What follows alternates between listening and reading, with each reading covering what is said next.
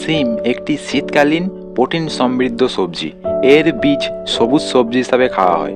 এটি জমি ছাড়াও রাস্তার ধারে, ঘরের চালে, গাছে এবং দেয়ালের ধারে চাষ করা যায়। খুব কম খরচেই বেশি লাভ পেতে চাইলে আপনি এই সিম চাষ করতে পারেন। সঠিক পদ্ধতিতে চাষ করলে প্রচুর ফলন পাওয়া যায়। আজকের এই ভিডিওটিতে সিম চাষের পদ্ধতি নিয়ে বিস্তারিত আলোচনা করব।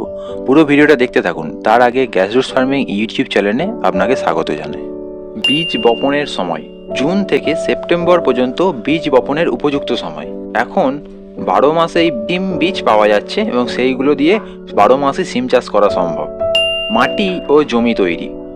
দোআঁশ মাটি সিম চাষের জন্য উত্তম, তবে উত্তম ব্যবস্থাপনার মাধ্যমে প্রায় সব ধরনের মাটিতেই সিম চাষ করা যায়। জমিতে চাষ করলে জমি কয়েকটি চাষ ও মই দিয়ে ঢেলা ভেঙে সমান করে দিতে হবে। তবে বসত বাড়ির আশেপাশে, পুকুর পাড়ে, পথের ধারে জমির আলে সাধারণত সিম চাষ করা হয়। মাদা তৈরি।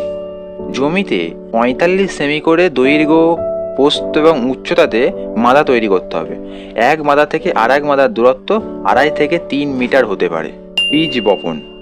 সার প্রয়োগের প্রায় 7 থেকে 8 দিন পর প্রতিটা মাদায় 5 থেকে 6টি বীজ বপন করতে হবে।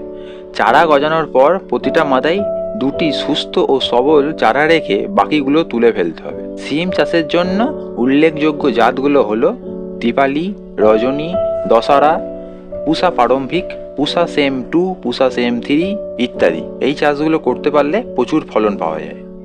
সার প্রয়োগ পদ্ধতি। প্রতিটি মাদায় পচা আবর্জনা সার দিয়ে পূরণ করতে হবে। তারপর প্রতিটা মাদায় খোল, ছাই, টিএসপি, এমওপি মাটির সাথে ভালো করে মিশিয়ে দিতে হবে।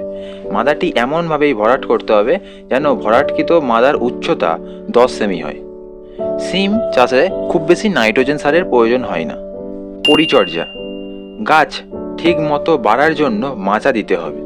গাছের গোড়ায় মাটি শক্ত হলে নিড়ানি দিয়ে তা আলগা করতে হবে।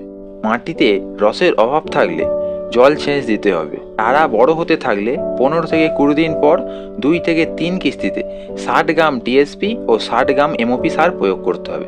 ফলে গাছের উচ্চতা ও বৃদ্ধি ভালো হবে। ফসল সংগ্রহ ও ফলন। জাত ভেদে বীজ বপনের 95 থেকে 145 দিন পর সিম গাছ থেকে সিম ওঠানো যায়। জাত ভেদে সিমের ফলনের তারতম্য হয়ে থাকে, তবে হেক্টর প্রতি 2 থেকে 3 টন সিম উৎপন্ন হয়ে থাকে। আজকের এই ভিডিওটি এই পর্যন্তই। ভিডিওটি ভালো লেগে থাকলে লাইক করুন, চ্যানেলটিতে নতুন হয়ে থাকলে সাবস্ক্রাইব করে রাখুন এবং আপনার কোনো কিছু জানার থাকলে কমেন্ট করতে পারেন এবং আমার আত্মীয়দের মধ্যে ভিডিওটা শেয়ার করে দিন। পুরো ভিডিওটা দেখার জন্য অসংখ্য ধন্যবাদ।